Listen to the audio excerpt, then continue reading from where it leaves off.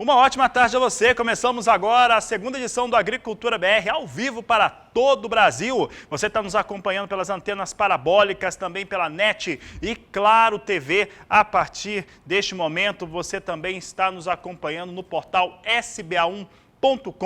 No Paraguai e no Brasil, você acompanha pela NEL TV. Também você no portal sba1.com, você está acompanhando tudo. Daqui a pouco nossa equipe vai publicar aqui também no Facebook, você vai poder acompanhar aqui o Agricultura BR. E também agora, a partir deste momento, a Agricultura BR está em sinal aberto no Mato Grosso do Sul com a TV Imaculada Conceição, que está linkada conosco. E olha, vou começar essa edição que vai hoje até 13h30 no horário de Brasília. Vou começar hoje falando de boi.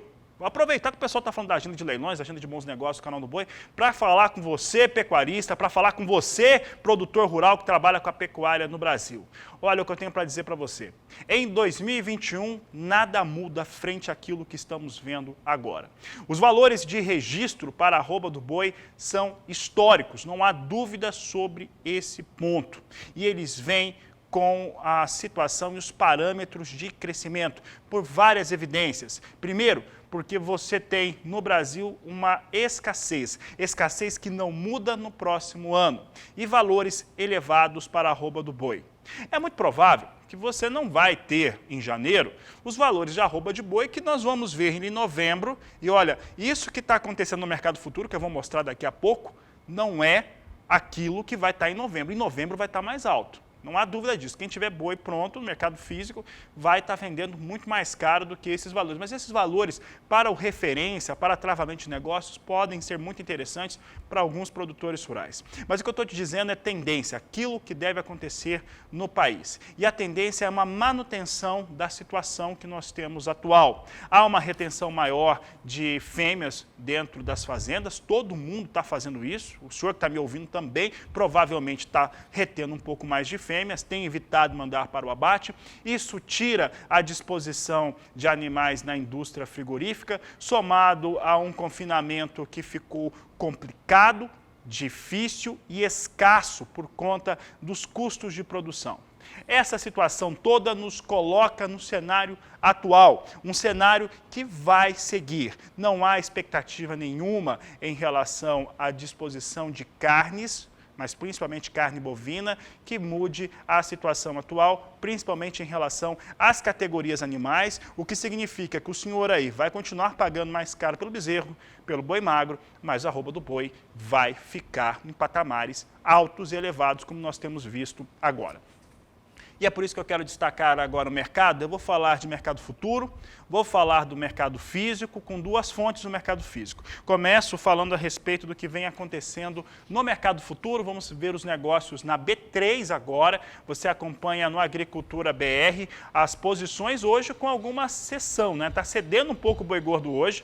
Nós temos queda no boi gordo, na posição de outubro de 0,46% a R$ 270,50 arroba. Novembro cai agora 0,85% para R$ 286,60. Dezembro, R$ 289,95 arroba, 0,17%. E janeiro de 2021, a gente está falando de 2021, então observe, janeiro de 2021 vindo com R$ 285,50. E essa é a disposição de recursos que nós temos em relação aos valores. Mantenha os valores de contrato para boi gordo na tela, porque eu quero comentar o seguinte, calma aí.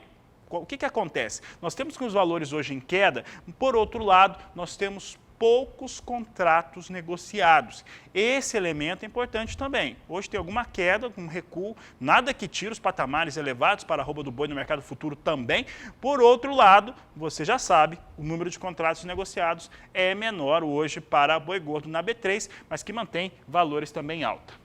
Falei do mercado futuro, vamos dar uma olhada no mercado físico, tá? Mercado físico, eu vou trazer duas fontes. A primeira fonte que eu vou trazer é a Scott Consultoria, que você confere aqui diariamente na programação do canal do boi. Aqui não tem diferenciação de preços, né? Você pega valores gerais, você vai ver as médias da Scott, para o valor fechado nesta última quarta-feira, trazendo Araçatuba, em São Paulo, com R$ 262 por arroba, com alta de 0,38% no mercado físico. Dourados, no Mato Grosso do Sul, R$ 254 arroba, com alta de 0,79%. E Cuiabá, R$ 246,50, valores estáveis lá na capital mato-grossense. Aliás, um grande abraço para meus amigos aí de Cuiabá.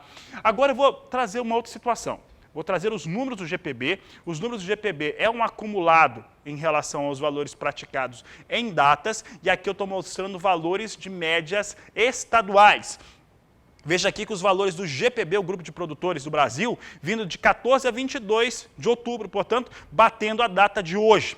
Estado de São Paulo, olha o valor de negociação que os associados ao GPB, que informam, conseguiram de valores de negociação aqui. De 14 a 22, aí vai depender da escala da indústria frigorífica, tá? São Paulo com valor médio de R$ 270 arroba, com pagamento à vista. Mato Grosso do Sul, R$ 255, também valor à vista. E no Mato Grosso, R$ 253 o valor da arroba, com pagamento em 30 dias. São as informações aí da base do GPB. E aqui nós trouxemos 3 fontes distintas. Pecuarista está nos acompanhando, produtor rural. Muita atenção nos negócios, principalmente aquisição de insumos. Insumos estão com valores elevados. A grande questão hoje, e você está acompanhando um evento muito importante, que é o Encontro de Gestores, aqui no canal do Boi, na tarde de ontem, hoje à tarde também, e que tem falado muito a questão de custo. Então, fica atento à programação aqui do canal do Boi, que sempre tem situações, parâmetros que são importantes para o seu negócio. A grande questão agora é controle sobre os custos com insumo. Tem que aproveitar essa arroba com valores mais altos, evidentemente, e conseguir rentabilizar melhor.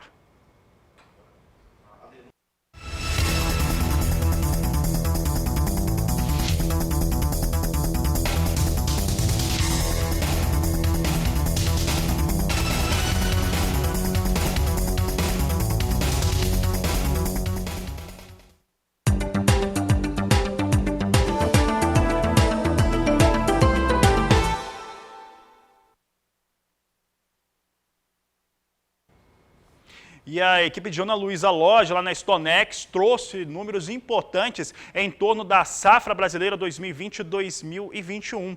A grande questão fica por conta da comercialização da oleaginosa de maneira antecipada. Essa soja, que de acordo com a Stonex e tudo aquilo que nós estamos vendo, por conta do clima, que não contribuiu para a semeadura, vai ser cultivada mesmo mais tarde. Está sendo cultivada mais tarde e vai ter uma colheita mais tardia.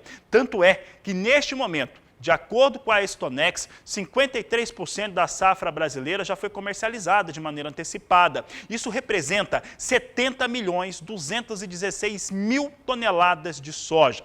Vou mostrar os números agora, o levantamento da Stonex em relação à soja brasileira. São números muito interessantes. A Stonex não muda as suas percepções quanto à safra brasileira, mantém uma estimativa de produção em 132.600.000 toneladas, o que quer dizer uma alta de 7% frente à campanha 2019-2020, uma área de 38 milhões de hectares, uma alta de 3% frente à área ocupada na campanha 2019-2020, e a comercialização. Em números, essa comercialização que chama muita atenção, porque ela está em 70,2, né? 70.216.000 toneladas, esse é o resumo aqui, que eu trago a tradução dos números, 70.216.000 toneladas já comercializada, 53% da safra nova, essa que está com atraso de semeadura, já foi comercializada, já foi negociada essa safra. Isso é muito importante.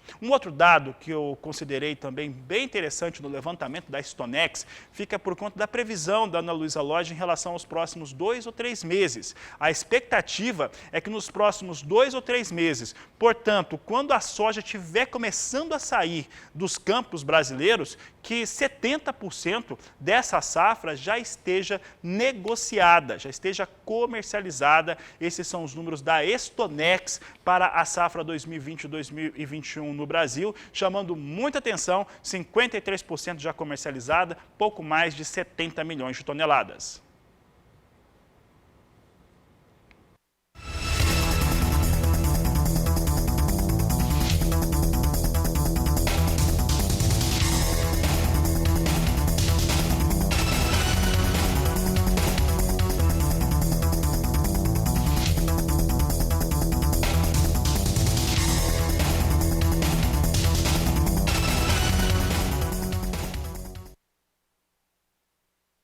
e após um período de estiagem sem precedentes, voltou a chover no Mato Grosso do Sul, o que garante condições adequadas para a semeadura da soja.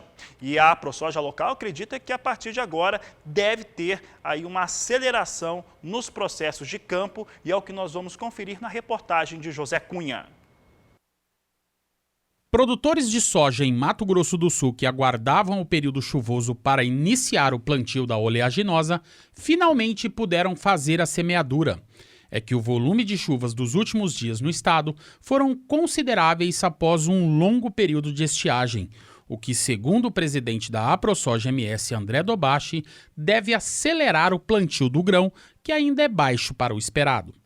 Nós percebemos que agora nos últimos 5 dias aí tivemos chuvas satisfatórias ao longo do estado. Em todas as regiões do Mato Grosso do Sul a gente observou chuvas de volumes satisfatórios e o produtor, que estava aí bastante apreensivo com esse início das chuvas, ele começou a fazer a semeadura de forma bastante calma. Então a gente tem muito pouca área plantada ainda no Mato Grosso do Sul. Nossos técnicos do projeto SIGA que foram a campo na semana passada observaram aí que não chegamos a 4,5% da área semeada ainda. Então agora com essas chuvas aí a gente deve encostar nos 5%, mas ainda bastante tímido o nosso desenvolvimento da semeadura no estado. Mesmo com um certo atraso no início do plantio, as expectativas da Associação de Produtores para a Safra 2021 estão dentro do que foi estipulado como meta desde o final da colheita da safra anterior. A nossa expectativa da ProSoja é que a gente tenha aí em torno de 3.600.000 hectares cultivados com a cultura de soja nesse ano. A produtividade que a gente espera, mais ou menos em torno dos 53 sacos, a gente colocou essa meta mais ou menos no ano passado, que a gente tem uma situação muito parecida com a do ano passado. A diferença é que nós tivemos uma semana a mais de seca nesse mês de outubro, né, o que prejudicou aí o início da semeadura da soja, mas acreditamos que com a normalização das condições climáticas o produtor vai realmente conseguir colocar essa soja num bom período e assim conseguir chegar nesses 53 sacos de soja, o que vai nos levar a uma produção média aí de mais ou menos 11,5 milhões de toneladas de soja para essa safra 2020-21, o que é uma boa produtividade para nós. De acordo com informações do CENTEC, o Centro de Monitoramento do Tempo e do Clima de Mato Grosso do Sul, os próximos dias serão de chuvas generalizadas em todo o estado, com acumulados significativos de até 80 milímetros. Para os primeiros dias do mês de novembro, o tempo deve permanecer firme e maiores volumes de chuva só devem ocorrer nas regiões Sul, Central e Bolsão. Ainda segundo o CENTEC, ao longo de todo o próximo mês, áreas de instabilidade poderão ficar mais intensas, trazendo possibilidade de boas chuvas em todas as regiões do estado. Mas para a AproSoja MS, além da preocupação com as chuvas, para alcançar um bom resultado e ter uma boa produtividade, o produtor deve cuidar também das boas práticas de cultivo. Agora, o produtor sul-mato-grossense, ele tem que lembrar sempre que a melhor forma de se conseguir uma produtividade satisfatória é não descuidar das boas práticas de cultivo.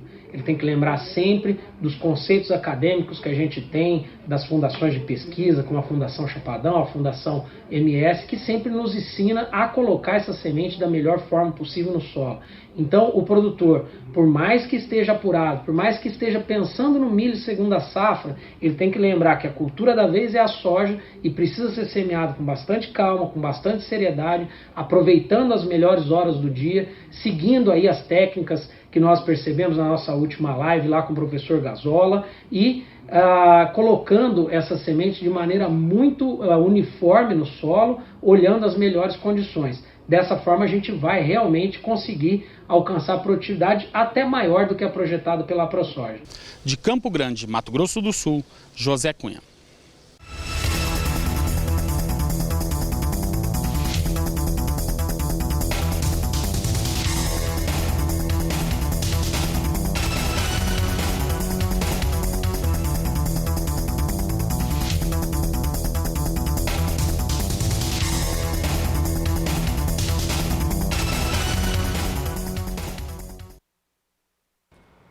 Toda quinta-feira, tradicionalmente, o Departamento de Agricultura dos Estados Unidos divulga o seu relatório de vendas e exportações e, claro, foi o que aconteceu no dia de hoje. E trouxe uma aceleração importante para os números de vendas gerais na safra 2020-2021 para os norte-americanos, que alcançaram 45.340.000 toneladas comercializadas. Um dado importante é que as vendas desta semana, que eu vou mostrar agora, 2.221.000 toneladas, da semana encerrada no dia 15 de outubro, ela é 400.000 toneladas abaixo da semana anterior. Veja só os números que nós trazemos aqui. Semana com vendas de 2.225.000 toneladas, como eu disse. Para a China foi 1.220.000 toneladas. China também teve uma redução, leve redução em relação às compras junto aos norte-americanos. A safra norte-americana totalizou 45.340.000 toneladas vendidas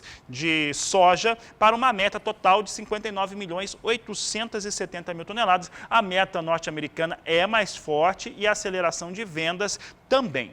O que nós temos observado, sem nenhuma dúvida, são os chineses que não têm encontrado soja no Brasil. Tem uma preocupação em relação aos atrasos de semeadura aqui do país, claro que sim, mas têm aproveitado o período no qual eles precisam ter soja e aquela situação, né, aquela história da primeira fase de acordo para comprar soja norte-americana. Tanto que hoje teve novas vendas, só que essas vendas aqui de 286.000 toneladas de soja no total tiveram parte para destinos não declarados. Entendemos por aqui que essa soja foi vendida para a China e o restante, cerca de 150.000 toneladas, foram vendidas para o México.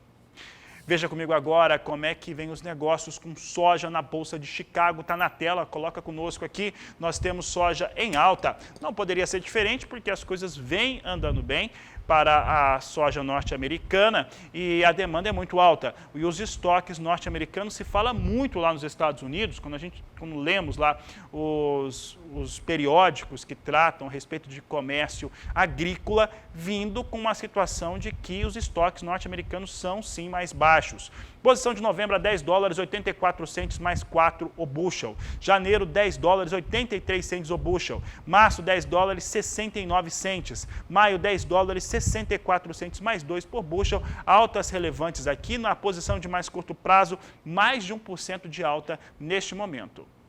Dou sequência para falar agora a respeito da moeda norte-americana, para falar a respeito do dólar. E é o dólar que eu destaco agora, você confere comigo como é que vem o dólar aqui na tela. Você acompanha agora a moeda norte-americana, R$ 5,58 mais um recuo de 0,59% para os negócios com dólar aqui no Brasil. É o que a Agricultura BR vai trazendo no momento. Dólar voltando a operar com queda, no momento em que há uma certa expectativa em relação a como que fica esse pacote de estímulos junto aos Estados Unidos. O presidente norte-americano voltou a fazer crítica aos democratas, eles estão em campanha, Walter Puga Jr., que deixa tudo muito mais confuso do que já é com Donald Trump presidente. Boa tarde, seja bem-vindo. Boa tarde a você, boa tarde a todos. Uma informação positiva, vamos dizer assim, vinda dos Estados Unidos, evitou uma queda mais acentuada no dólar, porque o dólar hoje esboçava um movimento de baixa bem acentuada, né? O dólar ganhou alguma força logo agora, no início da manhã, depois que o Departamento de Trabalho dos Estados Unidos anunciou que o número de pedidos de auxílio-desemprego esperado em 860 mil foi menor. Ele foi menor, caiu aí para 787 mil, praticamente 80 mil pedidos a menos do que se esperava. Essa foi uma notícia positiva, evitou uma queda mais acentuada no dólar.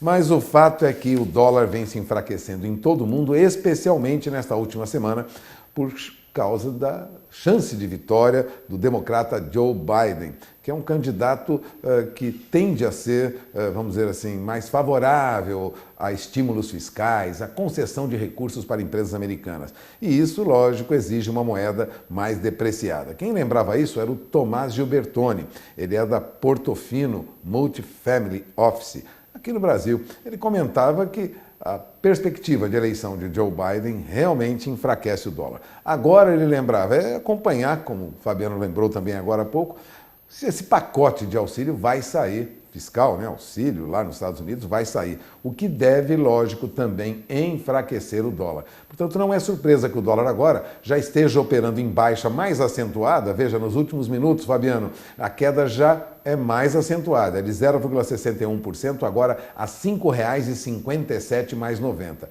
Vale lembrar que isso ocorre agora, mas que hoje o dólar chegou a testar aí valores acima de 5,62. Portanto, muita oscilação. Neste momento, o dólar cede. Perspectiva de um acordo antes das eleições nos Estados Unidos, permitindo aí despejar, né, que o governo americano despeje 2 trilhões e 200 bilhões de dólares no mercado, só deve sair depois das eleições. Até lá, muita indefinição. Enquanto isso, o real sofre muito, né? Sofre muita pressão.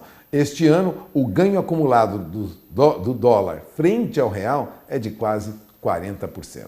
Portanto, a desvalorização do real foi muito acentuada. E no mercado de bolsa? Enquanto isso ocorre no mercado de bolsa, nós temos um avanço. Nossa bolsa passava agora há pouco de 101.430 pontos. Neste momento, está em 101.330 pontos aproximadamente. Vem alta de 0,77%.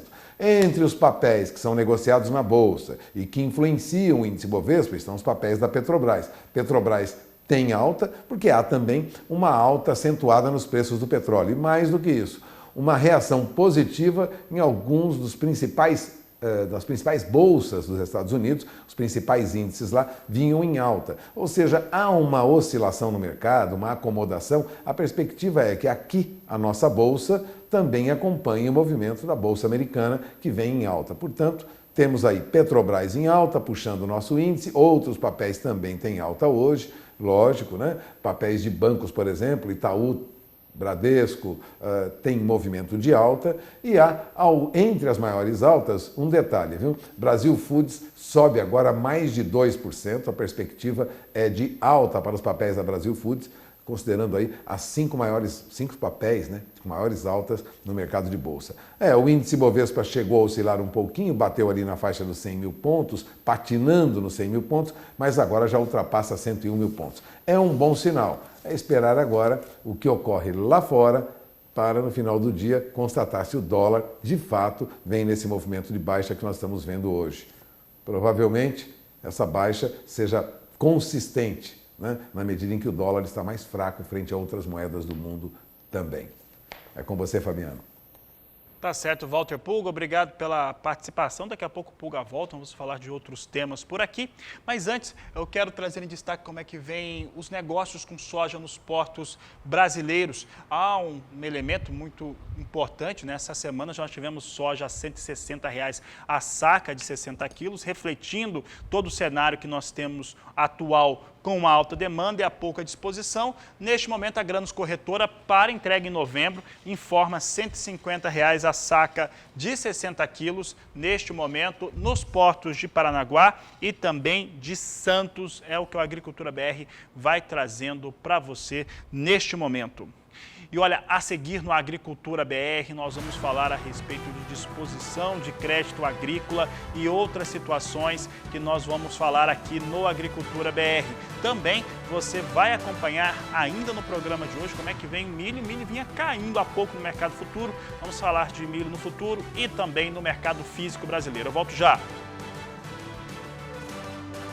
Agricultura BR de volta e agora nós vamos falar sobre algo que muda qualquer tipo de atividade econômica, qualquer tipo de atividade no qual as pessoas acabam atuando. E hoje, alguns pecuaristas vão ter o prazer no país inteiro, alguns não, muitos, tenho certeza, durante a programação do Canal do Boi, durante o encontro de gestores, que você tem acompanhado na nossa programação, você vai poder ver como que a atitude, como que a inovação pode mudar o seu trabalho. E para falar a respeito deste assunto, nós recebemos aqui nos nossos estúdios, ele que é o palestrante, Luciano Pires, hoje na tarde ele vai falar sobre esse assunto. Ele é escritor, aqui eu gostei muito da definição, personal trainer de fitness intelectual. Eu fiquei bastante impactado quando eu li, quando eu estava vendo a programação. E Luciano, questão da atitude, inovação, né? Vou fazer a pergunta que eu estava falando para você aqui antes. Como é que isso atinge a pecuária brasileira ou o produtor rural brasileiro? Boa tarde, seja muito bem-vindo ao Canal do Boi. Muito obrigado pelo convite, muito bom estar aqui. Antes de eu responder, deixa eu explicar essa coisa do fitness intelectual, que é... Eu sou o protótipo dele. Você pode ter a barriguinha de cerveja está aqui, está na boa, mas o cérebro tem que ser tanquinho, né? O cérebro tem que estar em forma. Então o trabalho que eu faço é ajudar as pessoas a manter o cérebro em forma. Porque se você tiver um cérebro gordinho, fora de forma, você demora para tomar decisão, vai tudo muito devagar. Então hoje em dia tem que ser muito rápido, nós temos que estar em dia, por isso eu sou um personal trainer de fitness intelectual, manter o cérebro em forma, né? E essa pergunta que você fez para mim é interessante nessa palestra, que ela tem o título de A Fórmula da Inovação, né? Eu vou tratar da inovação que o dinheiro não pode comprar, que é onde mora o problema.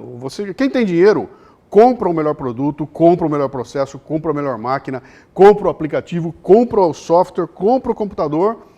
E aí quem aplica, se não tiver o olhar para a inovação, não vai adiantar nada. Então a gente gasta dinheiro em curso, treinamento, livro, e olha e fala, pô, eu não consegui me transformar na pessoa que eu queria ser. O que houve? Será que eu gastei dinheiro errado ou não desenvolvi o olhar da inovação, das coisas que o dinheiro não pode comprar? Então a ideia da palestra é conversar sobre isso, sabe? Sobre a atitude, sobre você ter um olhar permanentemente procurando um jeito diferente de fazer as coisas. Quando você consegue implementar essa busca na tua cabeça, você passa a ter uma atitude inovadora. E aí eu posso botar na tua mão um software novo que você vai fazer chover, né? Porque eu tenho o hardware e tenho a atitude na mão. Juntando os dois, é impossível parar a inovação. E essa atitude inovadora é sobre aquilo que, seja lá qual a atuação da pessoa, ela faz? Qualquer coisa, olha, você pode, não importa o que você faz. Você perguntou para mim, né, como é que, a gente sentou aqui para conversar, como é que isso se traduz no segmento do boi? Eu falei, cara, eu não tenho importância nenhuma qual é o segmento que eu estou falando, porque eu estou falando antes de chegar no produto, né? Eu estou falando, cara, se eu sou a Dona Maria do cafezinho, eu posso inovar completamente na forma de entregar o cafezinho. E a Dona Maria do cafezinho, ao inovar a entrega do cafezinho, ela impacta em todo mundo que está em volta dela. E aí você tem a Dona Maria, tem o seu João, o seu Alfredo. Quando você junta essas pequenas inovações, você faz uma revolução na empresa, né? E normalmente as pessoas têm na cabeça que inovação é uma coisa do Departamento de Pesquisa e Desenvolvimento que tem alguns milhões de dólares e é pago para inventar coisa nova. E a minha tese é que não, cara, esse que o dinheiro compra não me interessa. Eu quero aquele povo que está sentado e a inovação está em volta e não olha, e não vê. É tão óbvia a capacidade de inovar que ninguém olha. De repente alguém tem uma sacada e faz algo que ninguém nunca viu e você fala, cara, mas de onde o cara tirou essa ideia? Ele implementou uma pequena inovação e assim, pequena mais pequena, você soma as pequenas, você tem uma revolução. Luciano, me fala uma coisa, qual que é a primeira percepção? Aquela que quem está atuando, quem quer inovar, primeira atenção que ele tem que ter para começar um processo, para ter o start, para começar a aplicar isso? Eu costumo dizer que você tem que ser um inconformado, cara. A última coisa que você pode ser é alguém conformado. Você tem que estar inconformado. Eu não me conformo com o jeito que esse processo é. Logo eu vou fazer alguma coisa a respeito, né? Quando você cruza os braços e se conforma, cara, as coisas ficam e você vai entrar no barco e vai rodar daquele jeito. Quando você tem alguém que é inconformado, o primeiro passo está dado, cara. Então eu não me conformo. Segundo passo, vou fazer alguma coisa a respeito, né? E se eu quero fazer alguma coisa, eu vou me preparar para poder fazer alguma coisa a respeito. Então isso é muito fácil você ver nas empresas, na sociedade é assim, né? Quem são os indivíduos que provocam mudança? É um cara que não se conforma, né? E ele vai lá para frente, é um revolucionário e quer mudar as coisas. Alguns são muito malucos, né? Mas eles puxam a tendência, eles provocam mudanças. Então, o primeiro ponto é você não se conformar com o status quo. Sabe? Não é porque sempre foi assim que tem que continuar a ser. Alguém tem que mudar essa história. E esse alguém é o inconformado. E você falou do sempre foi assim, aí o nosso público aqui no Canal do Boi, evidentemente, vai ser de produtores rurais, no horário agricultores, pecuaristas, e na pecuária, principalmente, tem muita gente que vai nesse do sempre foi assim, né? Cara, e aí tem uma questão cultural forte também, sempre foi assim. Cara, olha o segmento, cara, o segmento da pecuária, ele tem uma história de inovação que é um negócio absurdo. Aliás, o agro brasileiro como um todo, né? Se você tiver que pegar qual é o segmento de negócios no Brasil que é conhecido pela inovação, cara, é o agro. E a pecuária vem junto. Então, quando a gente pega os números da pecuária, pega a forma como esse processo existe, você vem dos anos 70 para cá, cara, é uma história de uma revolução atrás da outra, mudando tudo, né? Então, a forma como hoje se produz nesse segmento ela é muito diferente do que era 10 anos atrás. O que aconteceu foi que a tecnologia evoluiu barbaramente, então ela tem uma história de inovação. A última coisa que a gente vê ali é a gente parada, né?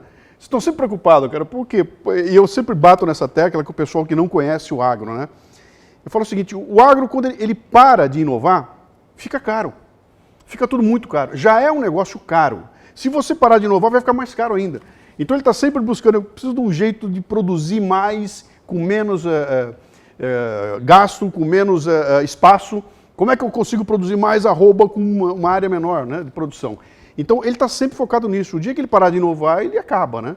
E algumas pessoas despontam no meio aí. Então o que você tem que fazer? Se você está no agro e está preocupado que não consegue inovar, você tem que procurar quem é que está conseguindo. Sabe? Quem foi que conseguiu fazer? É um rompimento. Você tem que romper, né? Quem é, cara? Será que meu vizinho conseguiu algo? Deixa eu ver o que esse cara está fazendo, cara. Por que o dele dá certo e o meu não dá? Então, não me conformo com isso, eu vou querer... Então, essa troca...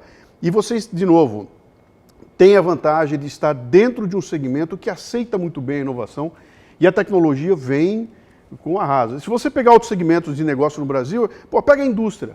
Que a gente, quando fala em inovação, fala, pô, a indústria. Cara, a indústria está parada no Brasil, né? A gente parou. Ela não evolui, ela está diminuindo, né? E o agro está em constante crescimento. Então, cara, aproveitem essa cultura do agro, sabe, de inovação, para pisar no acelerador, não deixar parar nunca. Considerando a economia brasileira, o que você vê aqui no Brasil, qual que é o aspecto de maior rompimento que você viu, principalmente nesses últimos 10 anos, que mudou a economia de uma forma positiva? O que você entende hoje como o fator mais inovador que nós temos e a olhos vistos no país? Então, para mim, continua sempre sendo o exemplo do agro, né? Quando eu olho todos os segmentos, como eu sou um palestrante profissional, eu navego por todos os segmentos de negócio do Brasil. Eu vou, cara, amanhã eu vou estar falando para um banco, ontem foi para os caras de padaria, hoje é boi e assim vai, né? E o agro, para mim, sempre tem sido um exemplo, porque ele fez uma coisa que foi... Eu não sei se é porque o governo meio que não se mete muito, né? Apesar de... O agro se vira, entendeu? O agro tem uma história de se virar, e essa história tem a ver com o começo dele. Eu não estou falando de agricultura, estou falando de agronegócio. Se eu voltar nos anos 70 e vier para a região de vocês aqui, cara, você só vai encontrar pioneiro, cara. O cara que se enfiou no meio do mato aí, vou tomar mordida de onça, vou me virar, vou me enfiar no fim do mundo, vou correr todos os riscos para construir um negócio. Então ele já tem esse pedigree de que, cara, se o governo não fizer, dá licença que eu faço, né? Então eu acho que isso é uma maneira de você romper. E vários segmentos ficam esperando o governo resolver. Eu vou esperar que eles tomem as rédeas. No agro é muito comum eu viajar no Mato Grosso, interior do Brasil, e ver que de repente chega um lugar lá, você tem um problema que a rodovia não está lá, pô, os caras se reúnem e eles fazem a rodovia. E eu vou asfaltar esse negócio aqui e faz mais barato, mais rápido e melhor do que o governo faz, né? Então eu acho que essa coisa do se não vierem me ajudar, eu me viro e faço, é o principal atributo que eu vejo para você romper os negócios, né? Quisera eu que outros ramos de negócio fossem assim. E aí te leva para aquela velha discussão, né, cara? A mão peluda do Estado, cresce o olho, ele quer botar a mão peluda em todo lugar. Onde ele põe a mão, ele atrapalha tudo, né? E o agro, por sorte, tem escapou sempre disso, né? Ele consegue se auto-gerir, e aí essa loucura que a gente vê, cara. Ele é um modelo de inovação no Brasil. Luciano, até para encerrar a entrevista, e até para uma curiosidade pessoal, eu quero saber, você que conversa com pessoas de vários setores da economia, das áreas de atuação no país, eu quero saber o seguinte, qual que é a visão que esses outros setores que trabalham, que atuam, têm hoje do agronegócio brasileiro? Então, o agro tem uma coisa interessante, tem uma visão institucional do agro, e agora eu vou falar para você como eu sou um cara urbano, eu moro na cidade de São Paulo, sou urbano, e o que eu recebo do agro é aquilo que a televisão me mostra, né? É aquilo que eu recebo pelos jornais naturais que estão lá. Tem uma visão institucional que é aquela seguinte, é o motor da economia brasileira, o PIB brasileiro só cresce porque o agro ajuda, o agro é fantástico. Essa é uma parte da informação. Toda a outra parte é uma carga ideológica para dizer que os caras envenenam o rio, que os caras botam veneno, que não sei o quê, é uma confusão de imagens que faz com que a cultura do agro seja um negócio, ele é meio esquizofrênico, né? De um lado, é ele que carrega o Brasil, do outro lado é onde estão os problemas ambientais que nós temos que ir lá. Então, tem um problema cultural no Brasil que eu acho que se dá pela distância que nós estamos do agro. É muito fácil eu conversar sobre o agro aqui. Eu tô dentro dele, estou conversando dentro dele. Quando eu saio daqui e vou para as áreas urbanas, o povo está longe, a gente costuma brincar lá, diz que eles acham que a laranja nasce no supermercado, né? Que a carne do boi nasce no açougue, né? Ela surge no açougue. Essa distância do dia a dia do agro, de ver a cultura, de como é que funciona, é um grande problema que meio que atrapalha a imagem do agro como um todo para o cidadão médio no Brasil. O que aconteceu comigo? Eu tinha essa visão, até que em 2014 eu vim para Mato Grosso e fiz o circuito da ProSoja e rodei 6.500 quilômetros do Mato Grosso, 22 cidades, e eu fui para o intestino do agro, cara. Eu fui conversar com os caras, eu dei a mão pro cara e pegava aquela mão grossa, sabe? Eu conversei com o cara que estava no Rio, e o cara que está botando o agrotóxico, eu conversei com esses caras, eu fui ver a realidade que eu não conseguia ver. Né? E a hora que eu entendi o que era, eu falei, cara, isso aqui é pra gente se orgulhar, sabe? Eu tenho muito orgulho nisso, mais gente tem que viver. Então nós temos que romper esse gap. E eu até fiz uma proposição para eles, mas é o seguinte aqui, se eu fosse presidente da República e tivesse poder, eu ia botar uma ordem que é o seguinte, ninguém tira diploma universitário no Brasil sem passar 15 dias dentro do agro, vai lá, não importa o que você vai fazer, é medicina, não interessa, você vai passar 15 dias lá para ver como é que funciona e aí volta para casa e tira o teu diploma, entendeu?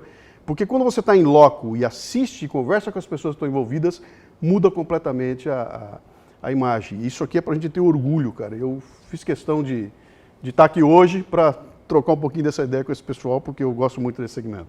Tá certo, Luciano Pires. Quero agradecer a sua participação. Ele vai voltar aqui durante a programação, já no Encontro de Gestores, começando às 14 horas, no horário de Brasília. Transmissão para todo o Brasil. É claro que aqui pelo Canal do Boi. Luciano, obrigado pela sua presença conosco. Obrigado.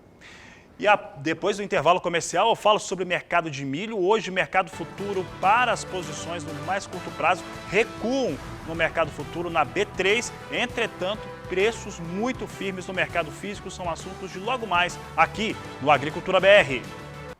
E a instituição financeira cooperativa Sicredi liberou 7 bilhões e 600 milhões de reais nos 3 primeiros meses da safra 2020-2021 em relação ao crédito agrícola. Vamos ver os números, como é que ficaram os dados, separando por custeio e investimento em máquinas. Nós temos aqui a tomada de crédito por parte dos cooperados Sicredi, total de 7 bilhões e 600 milhões de reais. Chama muita atenção a alta frente ao mesmo período do ano passado, porque é de 17% frente àquilo que ocorreu em julho, agosto e setembro. Custeio foram tomados 1 bilhão e 800 milhões de reais, aqui trazendo o que foi utilizado para custeio, e máquinas e equipamentos, até agora 2 bilhões e 600 milhões, números em alta para o Sicredi em relação à tomada de crédito por parte dos seus cooperados. Fala agora de plantio direto na palha, essa técnica que garante muita competitividade no Brasil, garante que se produza em 2 safras, entre outras questões, mas principalmente conservação e saúde do solo. É o que nós vamos conferir agora na reportagem de Mauro Andrade.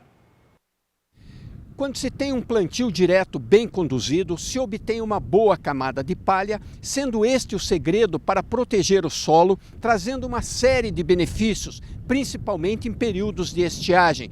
Conforme nos explica Ricardo Hallich, ele é professor da Universidade Estadual de Londrina. Acompanhe. Quando nós temos um sistema bem conduzido, com uma boa cobertura como essa que nós estamos vendo aqui, então o solo está protegido. Então eu tenho uma quantidade grande de solo e o que está acontecendo aqui? Além de eu estar protegendo, vamos pegar a situação desse veranico, eu tenho uma proteção à incidência direta do sol aqui. Então o solo está sendo mantido numa temperatura mais amena. Tenho menos evaporação em função disso, então eu tenho mais água sendo preservada no solo, eu tenho menos perda de água na evaporação. Essa água vai ficar disponível para toda a atividade biológica, mas para as plantas que nós entraremos no sistema numa próxima semeadura, dando mais capacidade das plantas resistirem a eventuais outros veranicos. A cobertura também ela está, no momento que ela foi controlada, que ela foi eliminada, digamos assim, ela foi manejada, ela também começa um processo de reciclagem. Então eu tenho nutrientes que estão aqui nessa palha e no sistema radicular dessa planta que começam a entrar em disponibilidade para o solo. Então isso está sendo armazenado como a própria matéria orgânica, que é muito importante. Então eu estou fazendo uma reciclagem desses nutrientes, desses materiais, tudo sendo colocado à disposição do sistema de produção. Então é uma sucessão de eventos que estão acontecendo, e isso é muito importante acontecer. Manter uma das estratégias bem importantes e um dos indicadores bem importantes é o solo está coberto, como nós estamos vendo aqui. Se o solo está coberto, eu estou adotando uma boa estratégia do manejo do solo e das culturas e do sistema plantio direto, porque eu estou conseguindo manter o solo coberto. Mesmo num veranico como esse, eu estou conseguindo manter um solo coberto. Uma situação muito diferente do que a gente vê no vizinho. Casualmente, nós temos o vizinho aqui na Fazenda Escola da Universidade Estadual de Londrina, que mobilizou o solo nesse período. Então, ele optou por fazer uma escarificação, pensando em controlar a compactação, mas o que ele promove? Ele descobriu o solo fica muito vulnerável, certamente houve uma desagregação forte daquele solo, está promovendo uma compactação, então ele está piorando a condição desse solo em função disso. Então é uma situação crítica.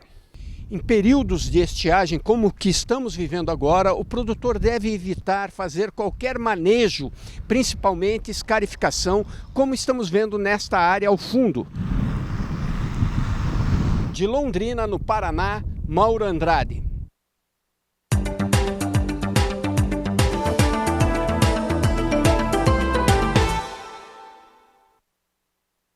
E a área destinada à primeira safra de milho no estado do Mato Grosso deve crescer 4,1%. É o que nós vamos conferir na reportagem de Valdir Pacheco. Olá, mais de 5,69 milhões de hectares.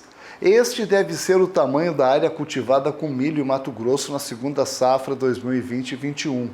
O salto de 5% em relação ao ciclo passado é reflexo da atual conjuntura do mercado do grão, com demanda aquecida e preços em patamares recordes. Também colaboraram para este avanço a previsão de menor aposta no cultivo de algodão e a continuidade da conversão de áreas de pastos em lavouras, principalmente nas regiões norte e nordeste do estado. Em Mato Grosso, a semeadura da primeira safra de milho ocorre em novembro e dezembro e, segundo a Conab, é limitado a pequenas participações para atendimento de demandas pontuais do mercado interno, a exemplo do consumo em propriedades e do suprimento para a formulação de ração animal. Os produtores mato-grossenses irão destinar uma área maior para o plantio de milho primeira safra em 2020-21. A estimativa é da Companhia Nacional de Abastecimento Conab, que apontou um aumento de 4,1% da área plantada no estado, que deve chegar a 42,9 mil hectares. A companhia cita ainda que o foco do produtor está voltado ao plantio da soja, cujas cotações se encontram em níveis estimulantes e cuja semeadura se encontra na fase inicial, sendo as atenções para o milho voltadas para um momento posterior. Por outro lado,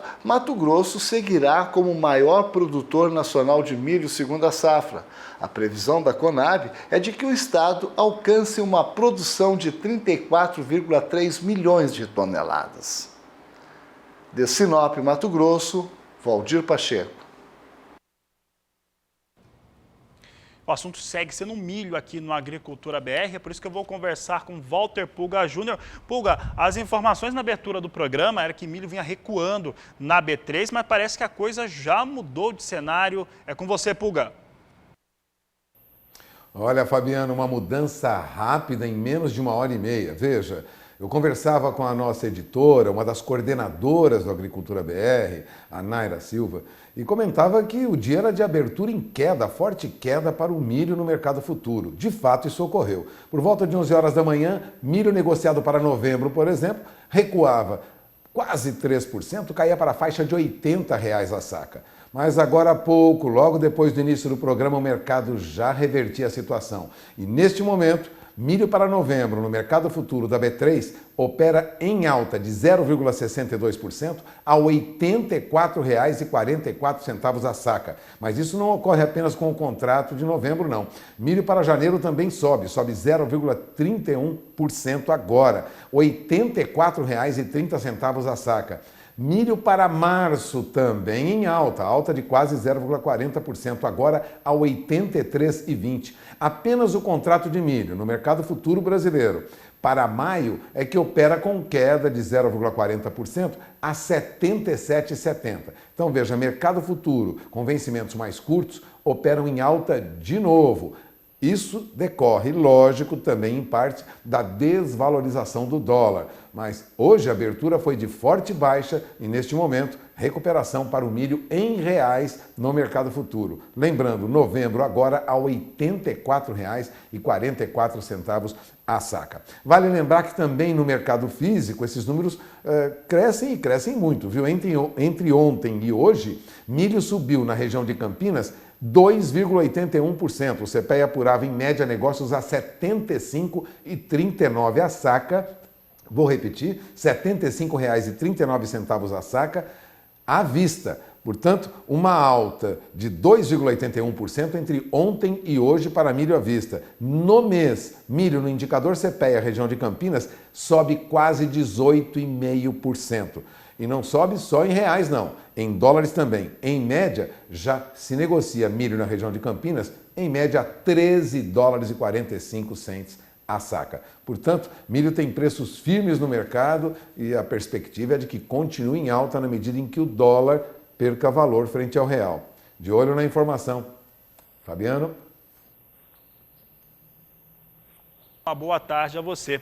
A Agricultura BR segue falando de milho agora e você acompanha cotações do mercado físico brasileiro.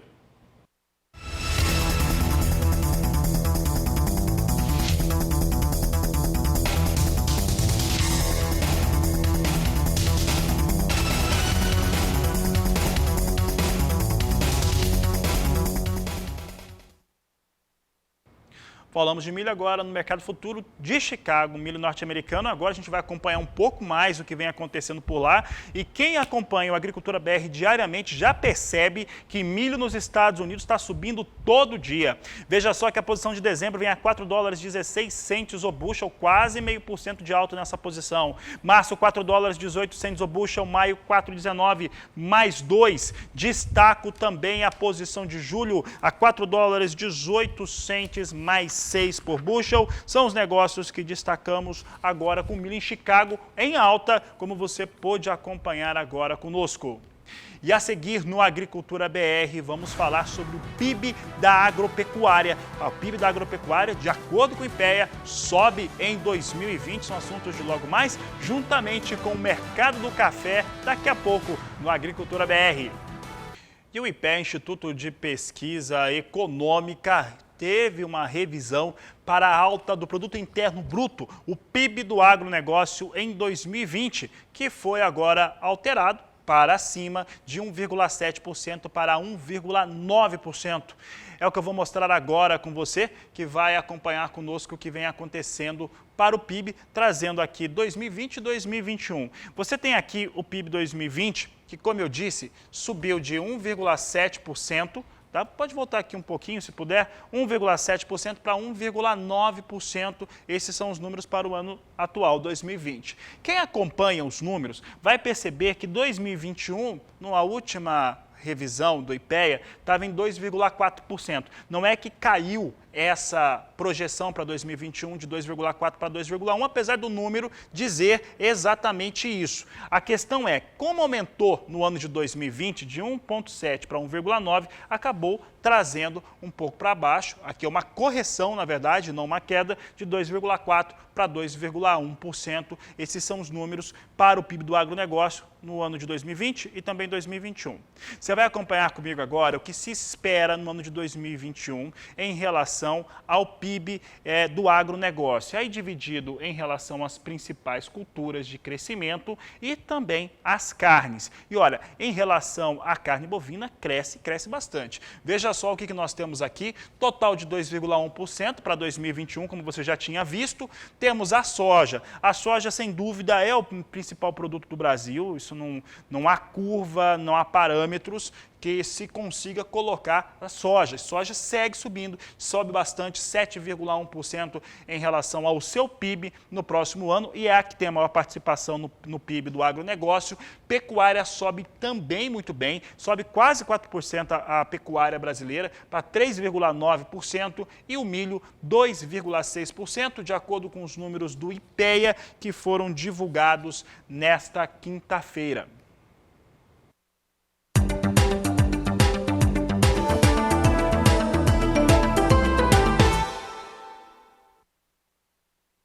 Falo de café agora, começo pelo café arábica, mercado futuro, negociação na Bolsa de Nova York, plataforma Ice Filters, é onde mais se negocia café no mundo. Veja só que nós temos movimentação de alta. Dezembro, $1,06 mais 35 a libra peso. Março, $1,09 mais 10. Maio, $1,10 mais 80. E a posição de julho é $1,12 mais 40 por libra peso, vem subindo no dia de hoje. Café arábica em Nova York.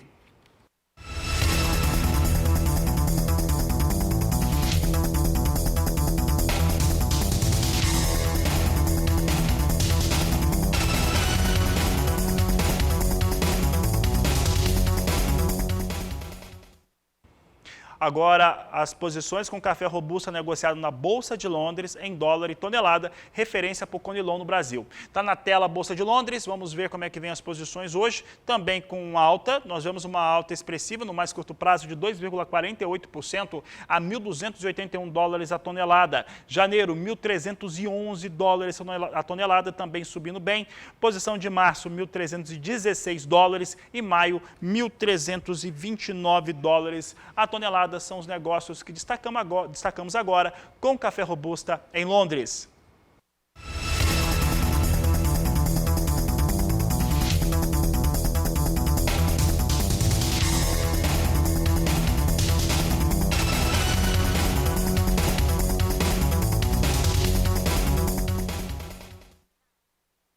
E a Associação Nacional dos Exportadores de Sucos Cítricos tem trabalhado numa campanha que mostra como que o trabalho feito de produção de cítricos e também de preservação ocorre nos campos brasileiros. Sobre este assunto, o diretor executivo da associação, Ibiapaba Neto, conversou com a jornalista Sara Kirchhoff. Veja. Ibiapaba Neto, diretor executivo da Citrus BR, está conosco pela internet, falando aqui de São Paulo, capital, sobre esse vídeo que foi feito primeiro nas versões em português e inglês e depois se expandiu e já rodou o mundo inteiro, né, Ibiapaba? Seja bem-vindo ao canal do Boi. Obrigado, Sara. É um prazer sempre estar aqui com vocês. É verdade, esse vídeo a gente fez em português e inglês inicialmente, um lançamento simultâneo, e depois nós já temos, né, versões em italiano, alemão e mandarim. A ideia é que a gente possa circular essas informações que são tão positivas para a cadeia de suco do Brasil e também para o agronegócio brasileiro em geral, no maior espaço possível, né? Então é importante que nos comuniquemos com a comunidade internacional, de preferência na língua deles. E isso nunca foi tão importante, né, Ibiapaba? Evidentemente que a preservação sempre precisa ser o foco, né, a produção e a preservação ambiental, mas nunca foi tão importante se falar sobre isso, né, no momento em que o agro sofre muitos ataques e a maior parte deles sem embasamento nenhum. Então, realmente, é importante levar esse tipo de informação mais longe, né? É verdade, Sara. O que o vídeo mostra é que a cada 2,5 hectares produzidos de citros, nós temos agregado 1 hectare de preservação de mata nativa. Além disso, 84% do mel produzido no estado de São Paulo está relacionado à atividade citrícola e às regiões onde estão os pomares de laranja. Então, são informações muito importantes que destacam também o papel da produtividade, em que a gente mostra que a área produtiva diminuiu e a produtividade aumentou. Então, acho que são boas notícias que estão em linha aí com o que o mundo quer ouvir, e a gente posiciona a citricultura, sem sombra de dúvida, como uma referência mundial nesse assunto. Isso mesmo, Ibiapaba. E falando em produção e produtividade, lá fora, nos Estados Unidos, existe uma estimativa de quebra na safra da Flórida de 15%. Impactos para o Brasil? Olha, não é ruim. né? Porque os Estados Unidos já vem vindo aí de 2 anos a 3 anos já, de 2 anos já, com safras seguidas grandes, safras aí acima de 70 milhões de caixas, e isso fez com que também os estoques americanos subissem um pouco. E como o suco de laranja brasileiro ele é complementar ao suco da Flórida, menos suco produzido nos Estados Unidos significa mais necessidade de suco brasileiro.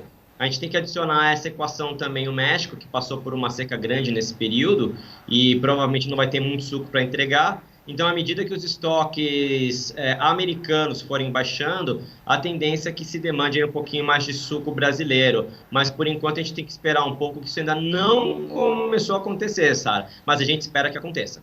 Ibiapaba, aí no auge, né, da pandemia, ali nos meses mais críticos, a gente conversou e o consumo de suco de laranja no Brasil e no mundo de um modo geral havia aumentado bastante, né? Muito possivelmente por causa do interesse das pessoas em consumir mais vitamina C para tentar manter a doença longe também. Como que está o consumo agora? Ele se manteve assim em alta? Olha, continua, principalmente no mercado americano. O mercado americano ele está em torno de 15% acima do mesmo período do ano passado, que é uma boa notícia.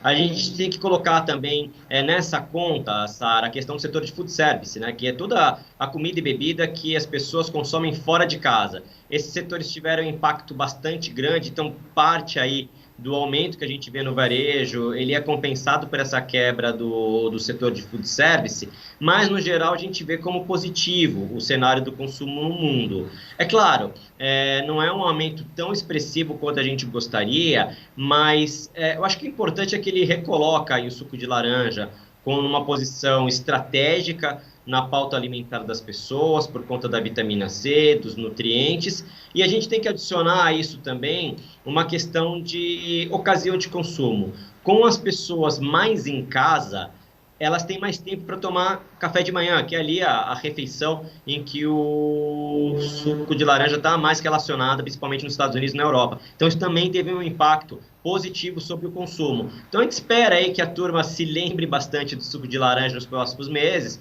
e que ele continue em alta nesses mercados tão importantes para a gente. Tá certo, Ibiapaba. Mais uma vez, muito obrigada pela sua participação aqui conosco.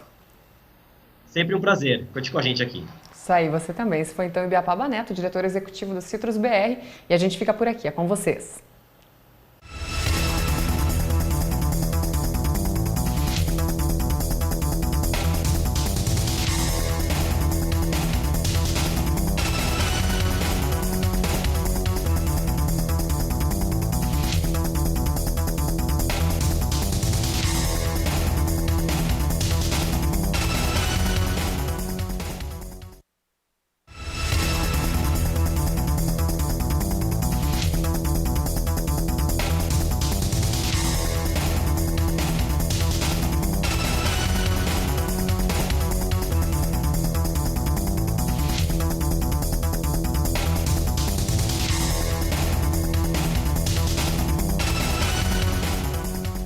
Notícias finais dessa edição do Agricultura BR. Você acompanha comigo como é que vem soja negociada em Chicago. A alta continua um pouco mais leve do que na abertura do programa. Você tem aqui novembro a 10 dólares 76 centes mais 6 o bushel neste momento. Janeiro 10 dólares 75 centes mais 4. As demais posições mantendo aí 3 pontos de alta no mais curto prazo. Dólar comercial é o que você acompanha comigo na tela. Nós temos o dólar a R$ 5,58 mais 3. Pouca variação, vai perdendo aí pouco mais de 0,5% a 0,55% de queda neste momento. Essa edição da Agricultura BR fica por aqui. Nós voltamos amanhã às 5h30 da manhã. Hoje à tarde, aqui no Canal do Boi, tem um encontro de gestores. Vamos estar por aqui acompanhando tudo. Então, a todos um grande abraço, uma excelente tarde e até amanhã.